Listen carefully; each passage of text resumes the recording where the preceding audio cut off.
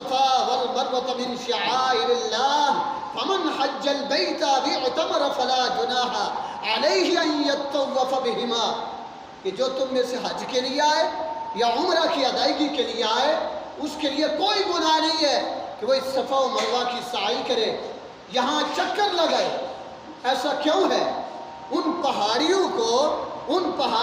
کو اپنی نشانیاں کیوں قرار دیا؟ ان پہاڑیوں کو قیامت تک آنے والے لوگوں کے لیے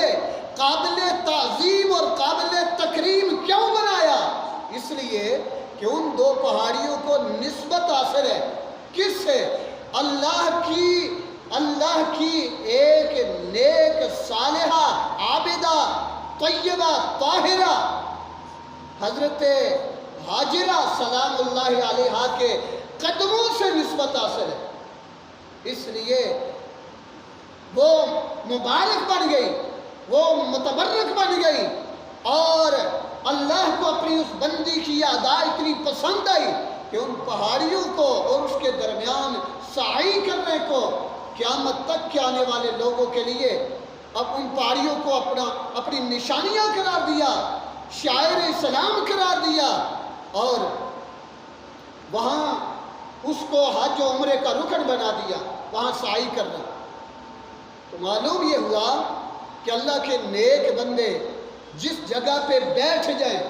اللہ کے نیک بندے جس جگہ پہ جس راستے میں چل پڑے، اللہ کے نیک بندے جس پتھر پہ اپنے قدم رکھے، وہ جگہ بھی اللہ کو پیاری ہوتی ہیں۔ جہاں اللہ کا محبوب بندہ جس راستے میں چل رہا ہوتا ہے، جس جگہ پہ بیٹھ رہا ہوتا ہے، لہذا اس سے یہ معلوم ہوا کہ اللہ کے نیک بندے ان کی کیا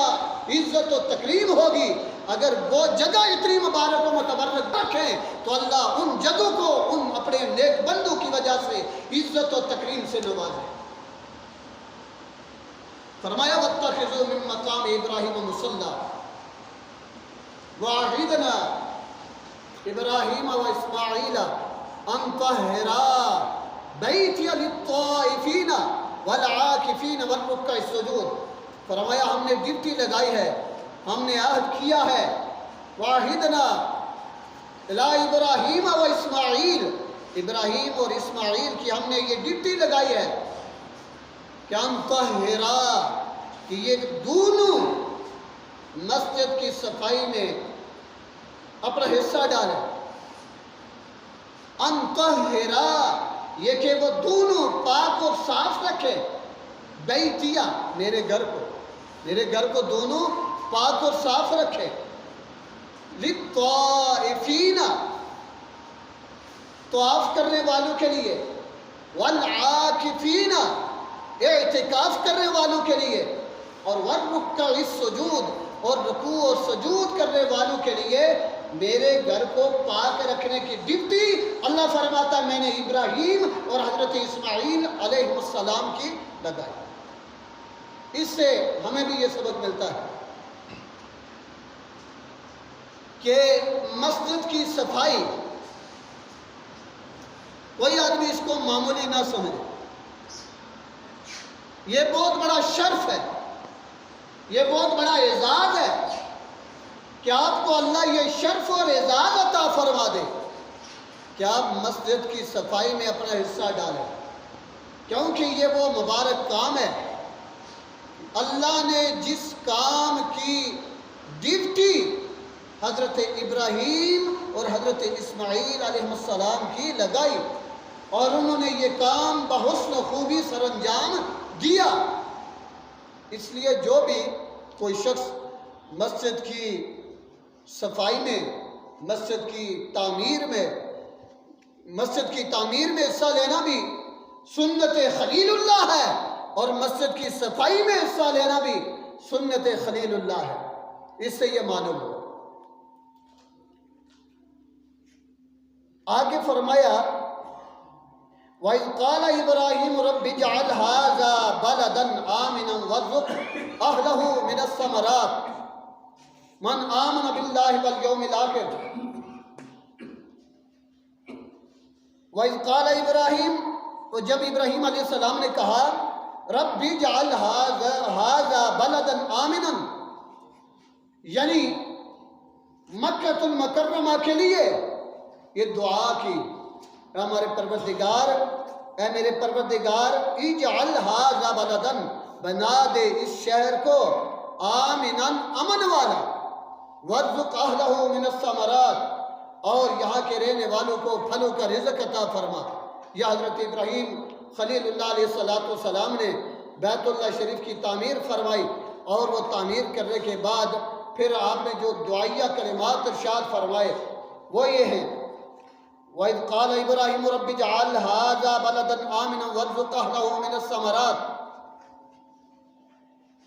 آگے فرمایا وَإِذْ يَرْفَعُ إِبْرَاهِيمُ الْقَوَاعِدَ مِنَ الْبَيْتِ وَإِسْمَاعِيلُ رَبَّنَا تَقَبَّلْ مِنَّا إِنَّكَ أَنْتَ السَّمِيعُ الْعَلِيمُ۔ جب وہ باپ اور بیٹا دونوں حضرت ابراہیم علیہ السلام اور حضرت اسماعیل علیہ السلام بیت اللہ شریف کی تعمیر کر رہے تھے، بیت اللہ شریف کی بنیادوں کو بلند کر رہے تھے، تو انہوں نے جو دعا کی، رب ذوالجلال نے اس کا ذکر قرآن میں فرمایا وَإِذْ يَرْفَعُ إِبْرَاهِيمُ الْقَوَاعِدَ مِنَ الْبَيْتِ وَإِسْمَاعِيلُ، اور جب بلند کر رہے تھے ابراہیم اور اسماعیل علیہ السلام بیت اللہ کی بنیادوں کو، بیت اللہ کی دیواروں کو جب بلند کر رہے تھے، باپ کاریگر اور مستری کا کام سر انجام دے رہا تھا، اور بیٹا ایک مزدور کی حیثیت سے باپ کے ساتھ کام کر رہا تھا، اور دونوں اللہ کے سب سے پہلے گھر اِنَّ أَوَّلَ بَيْتٍ وُضِعَ لِلنَّاسِ لَلَّذِي بِبَكَّةَ مُبَارَكًا وَهُدًى لِلْعَالَمِينَ، جو کہ تمام جہان والوں کے لیے مبارک گھر ہے، ہدایت کا سرچشمہ ہے، پوری کائنات کے لوگوں کا محور و مرکز ہے، اور ہدایت کا ایک منبع و مرکز ہے، اس کو تعمیر کر رہے تھے۔ تو اس وقت انہوں نے جو دعا کی، اللہ فرماتا ہے کہ انہوں نے کہا ربنا وَإِذْ يَرْفَعُ إِبْرَاهِيمُ الْقَوَاعِدَ مِنَ الْبَيْتِ وَإِسْمَاعِيلُ، کہنے لگے ربنا تقبل منا انك انت السمیع العلیم، اے ہمارے پروردگار، ہماری طرف سے یہ خدمت اپنی بارگاہ میں شرف قبولیت عطا فرما۔ یہ جو ہم تیرے گھر کی تعمیر کر رہے ہیں، یہ جو ہم تیرے گھر کی صفائی کر رہے ہیں، یہ جو ہم تیرے گھر کو تعمیر کر رہے ہیں، اے پروردگار عالم، ہماری طرف سے یہ خدمت، ہماری طرف سے یہ مزدوری اپنی بارگاہ میں شرف قبولیت عطا فرما، شرف قبولیت عطا فرما۔ انک انت السمیع العلیم، بے شک تو خوب سننے والا اور خوب علم والا ہے۔ آگے جو آپ نے دعا کی، آپ نے عرض کی ربنا وَاجْعَلْنَا مُسْلِمَيْنِ لَكَ، اے ہمارے پروردگار، ہم میں کوئی غرور و تکبر نہیں، ہمارا یہ سر تیری بارگاہ میں جھکنا چاہتا ہے، ہمیں یہ توفیق عطا فرما کہ ہم ہمیشہ تیری بارگاہ میں سر بسجود رہیں، ہمیں یہ توفیق عطا فرما کہ ہم ہمیشہ تیری بارگاہ میں سر تسلیم خم کیے رکھیں، ہمیں یہ توفیق عطا فرما کہ ہم ہمیشہ تیری بارگاہ میں فرما بردار رہیں۔ دعا کی ربنا وجعلنا، اے ہمارے پروردگار، ہم کو بنا مسلمین، ہم دونوں کو اپنا سر جھکانے والا بنا دے، ہم دونوں کو سر تسلیم خم کرنے والا بنا دے، ہم دونوں کو عجز و انکساری عطا فرما، ہم دونوں کو اپنی بارگاہ کا فرما بردار بنا دے، مسلمین لکا، اپنے لیے، یعنی اپنا فرما بردار بنا دے۔ حضرت ابراہیم اور حضرت اسماعیل علیہ السلام، حضرت ابراہیم علیہ السلام یہ دعا کر رہے ہیں، یا اللہ مجھے اور میرے بیٹے کو اپنا فرما بردار بنا دے۔ ربنا وجعلنا مسلمین لکا ومن ذریتنا امتا مسلمتا لک، اور اے اللہ وَمِن ذُرِّيَّتِنَا، ہماری اولاد میں ایک ایسی امت پیدا فرما مسلمۃ لک، جو تیرے فرما بردار ہوں، جو تیری بارگاہ میں جبین نیاز جھکانے والے ہوں، جو تیری بارگاہ میں عجز و انکساری کرنے والے ہوں، جو تیری بارگاہ میں اپنا سر رکھ کر گر گڑانے والے ہوں، جو تیرے فرما بردار ہوں، یا اللہ ہم میں سے یعنی ابراہیم و اسماعیل ہم میں سے ایسی ایک فرما بردار امت اور ایسا فرما بردار گروہ بنا دے۔ یہ حضرت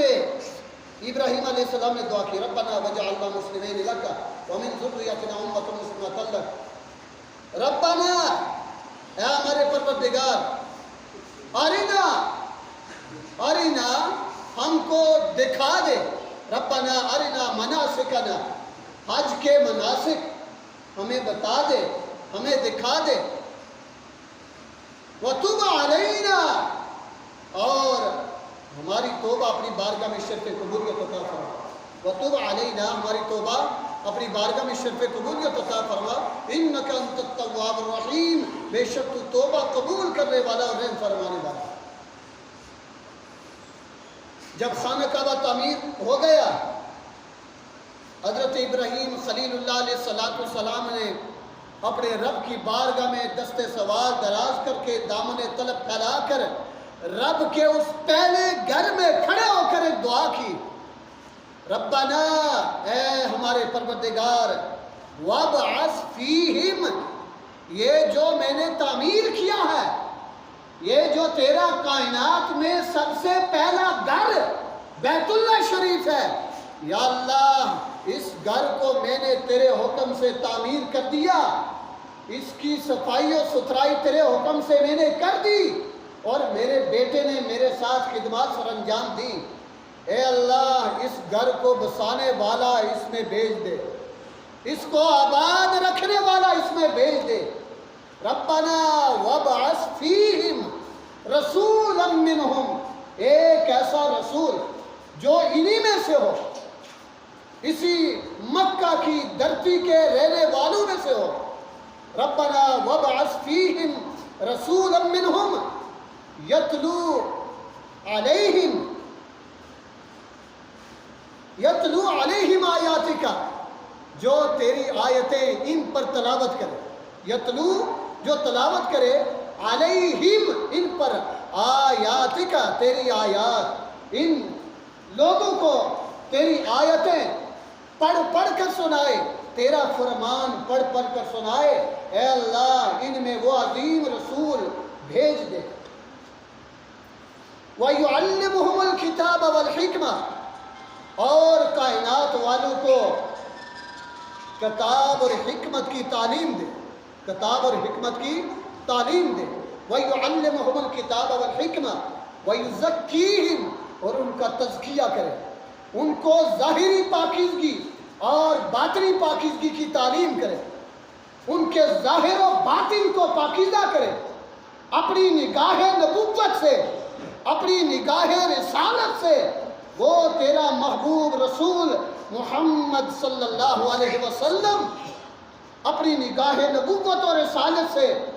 اس جہان والوں کے ظاہر کو بھی پاک کرے اور ان کے باطن کو بھی پاک کرے، وَيُزَكِّيهِمْ إِنَّكَ أَنْتَ الْعَزِيزُ الْحَكِيمُ، بے شک تو غالب حکمت والا ہے۔ یہ دعائیہ کلمات حضرت ابراہیم خلیل اللہ علیہ السلام نے بیت اللہ شریف کی تعمیر کے بعد اللہ کی بارگاہ میں ہاتھ پھیلا کر یہ دعائیہ کلمات کہے، اور اللہ کی بارگاہ میں عجز و انکساری کی، اور اللہ کی بارگاہ میں یہ خشوع و خضوع ظاہر کیا، اور اللہ کی بارگاہ میں عرض کیا، پروردگار عالم، وہ نام عظیم نام جو تیرے نام کے ساتھ ہے، لا الہ الا اللہ محمد رسول اللہ،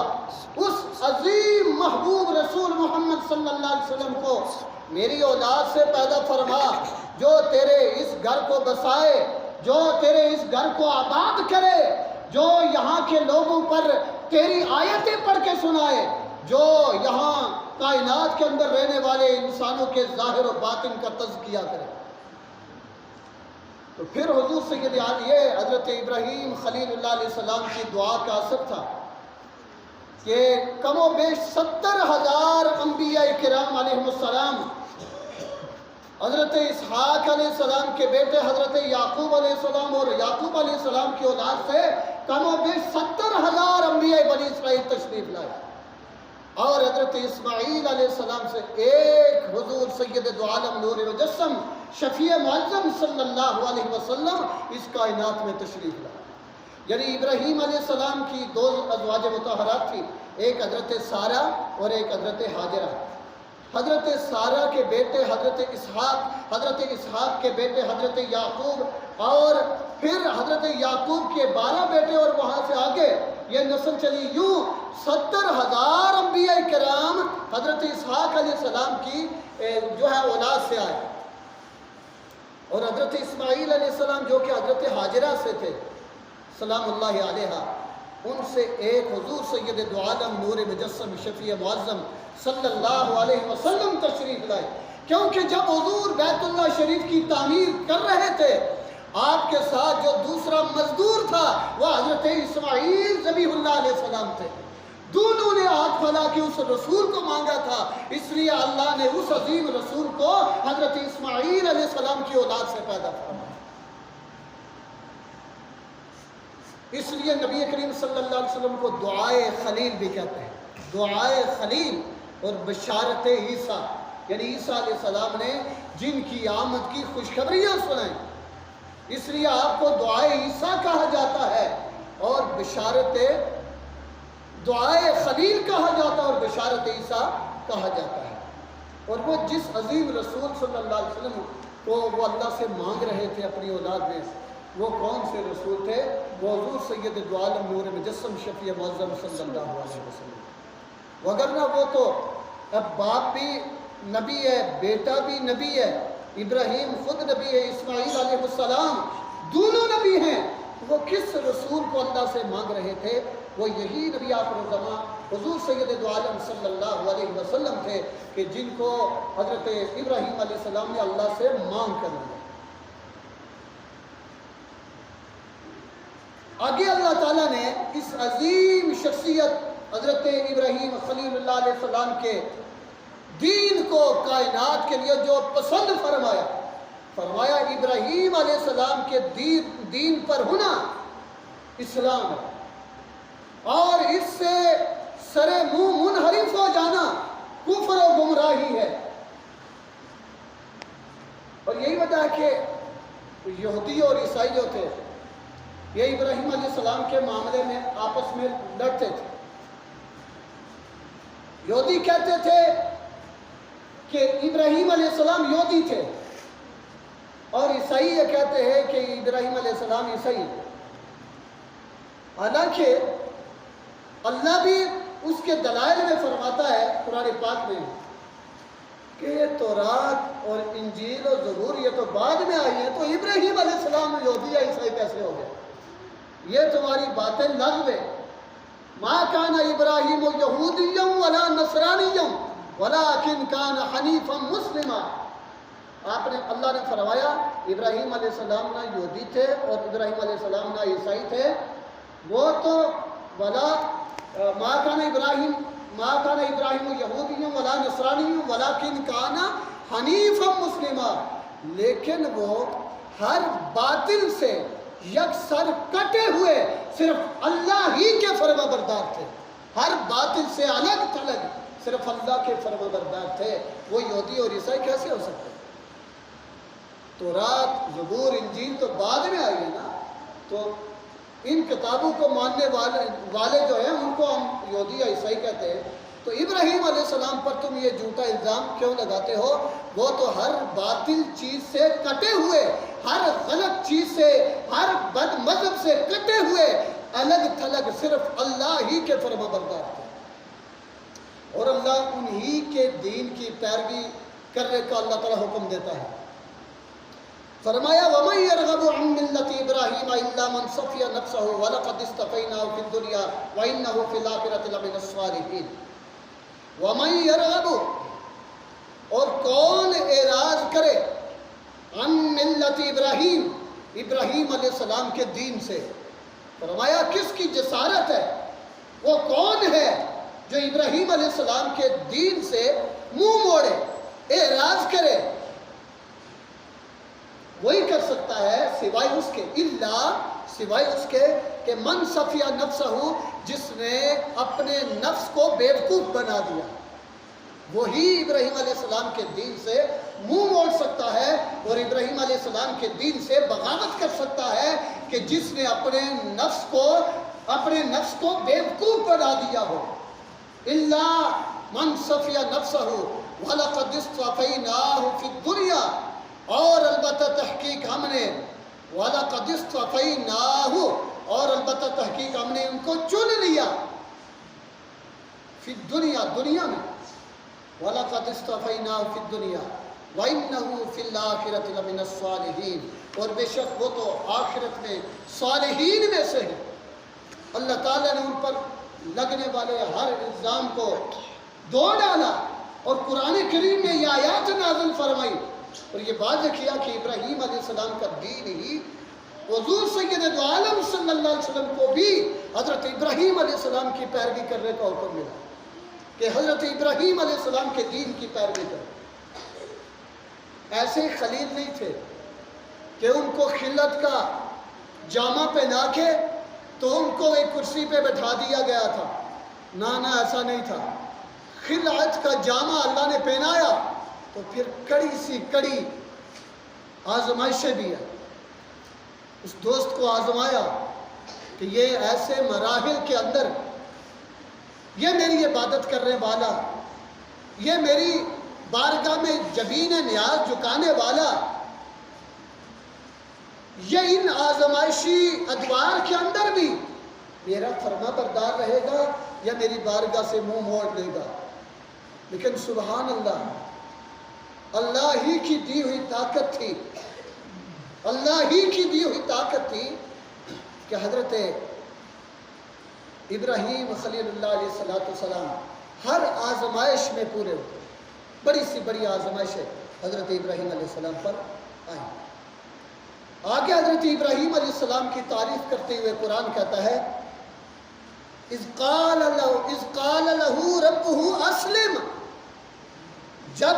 کہا اس کو یعنی ابراہیم علیہ السلام کو ربہ اس کے پروردگار نے کہ اسلم، میری بارگاہ میں سر جھکا، میری بارگاہ میں سر جھکا۔ قال اسلمت، عرض کی پروردگار میں نے اپنا سر جھکا لیا، میں نے اپنا سر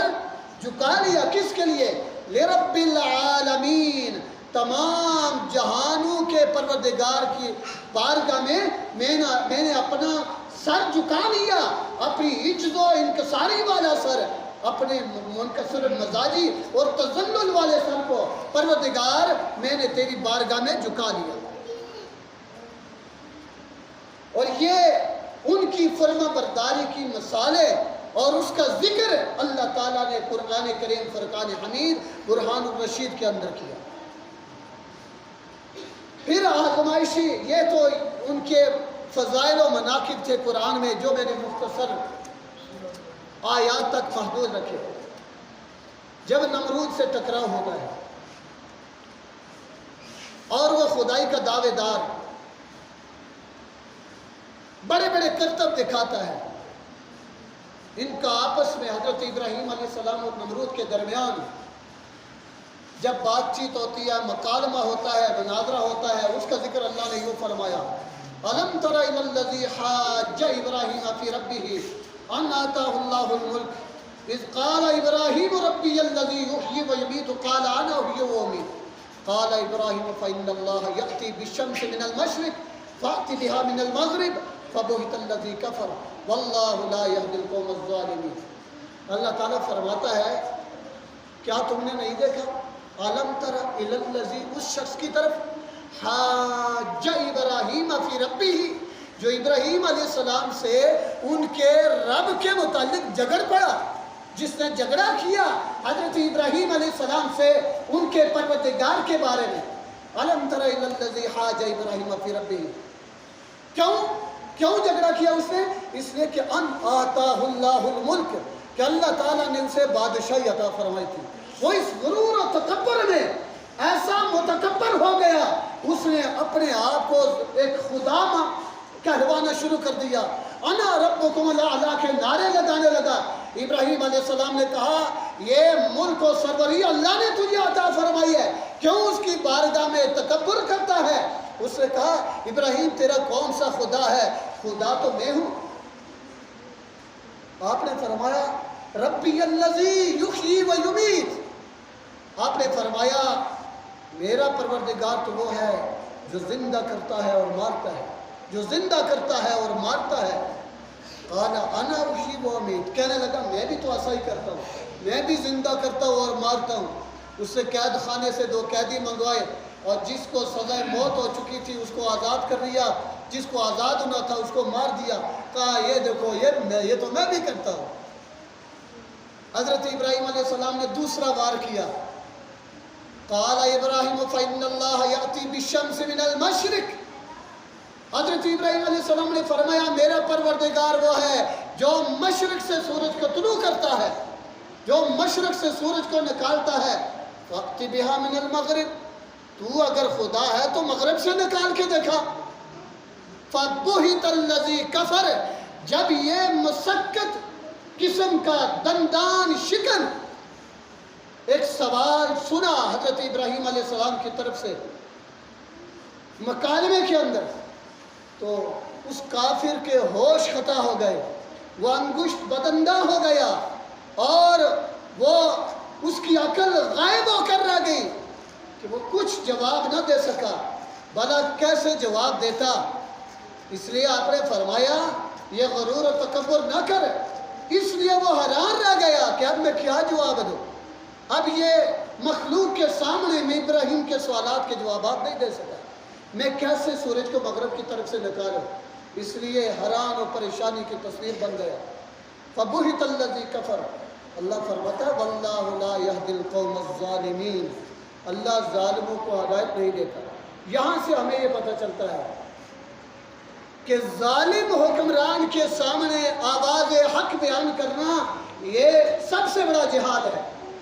ایک ظالم حکمران، جابر حکمران، سرکش حکمران، اللہ کا نافرمان حکمران، اس کے سامنے کھڑا ہونا فساد نہیں ہے، اس کے سامنے اس کا راستہ روکنا فساد فی الارض نہیں ہے، بلکہ ایک ظالم اور جابر اور فسادی حکمران کا راستہ روکنا یہ فساد فی الارض کو ختم کرنے کے لیے ہے۔ اور یہ حضرت ابراہیم علیہ السلام اس بادشاہ کے سامنے کھڑے ہو، آپ نے فرمایا ہم تمہیں نہیں چلنے دیں گے اور ہم تمہارے راستے میں رکاوٹ بنیں گے، اس لیے کہ تو اللہ کا نافرمان ہے، تو اللہ کا نافرمان ہے، تو اللہ کا سرکش ہے، اللہ سے سرکشی کر رہا ہے۔ اللہ نے تجھے مال دیا، اولاد دی، اللہ نے تجھے سروری عطا کی، ملک عطا کیا اور بادشاہی عطا کی، تو یہ سمجھتا ہے میں ہی پوری کائنات کا خالق اور مالک اور رب ہوں، تو ایک مچھر کی مار ہے۔ پھر جب اللہ نے اس کو ذلیل کیا تو اللہ نے اس کے عذاب کے لیے ایک مچھر بھیجا جس نے اس کو ذلیل و رسوا کر کے جناب موت کی گھاٹ اتارا۔ تو یوں حضرت ابراہیم علیہ السلام کی ایک آزمائش اور آپ کے کچھ فضائل و مناقب جو کہ قرآن میں تھے، ان میں سے کچھ میں نے بیان کرنے کی سعادت حاصل کیا ہے۔ اللہ تعالیٰ ہمیں حضرت ابراہیم خلیل اللہ علیہ السلام کے طریقے پر اور رات کے دین پر اللہ ہمیں چلنے کی توفیق عطا فرمائے۔ واخر دعوانا الحمدللہ۔